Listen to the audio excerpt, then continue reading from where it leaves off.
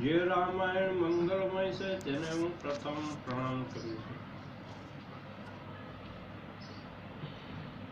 તેને સર્વ પુરાણોમાં શિરોમણી તથા તેના બધાય સમાન કોઈ સુંદર ભાષા નથી. તેમાં સુંદર સુખદાયક સોટા છે, જે સોટા મુખેથી ગાવાથી સર્વ સુખ પ્રાપ્ત થાય છે. રામાયણ વિશે દુહાવેલા છે જેવો સારા લાગે તે મનુષ્યને સર્વના મનને સારા લાગે છે. તેમાં સોપાયો ધર્મ, અર્થ, કામ અને મોક્ષ સારે પદાર્થને આપનારી છે તથા સુંદર સુંદરની ગતિથી અદભુત જણાય છે. તેમ પરમ સુંદર અલંકારો તેમ શોભી રહ્યા છે. જોતા જ મનને મનોરથ પણ થાય છે.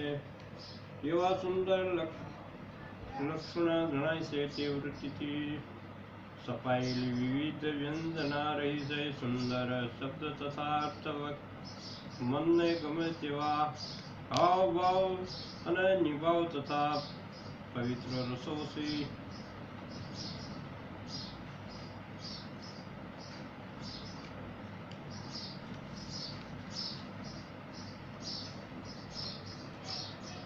તેમાં બધા સંસારી રસો સુંદર સંયોગ અને વિયોગ શોભે છે. ગુણજનો તેને અનેક ધૂનથી ગાય છે. સંપૂર્ણ ભોગવે છે. આ અદભુત કવિતા રૂપી ગંગા છે. તેમનું સ્મરણ કરતા તેનો પાપનો નાશ છે. કિનારા પર વૃક્ષરૂપી વૃક્ષને તોડી નાખે તેવા ચરિત્રરૂપી પરમ પવિત્ર જળ ભરેલું છે.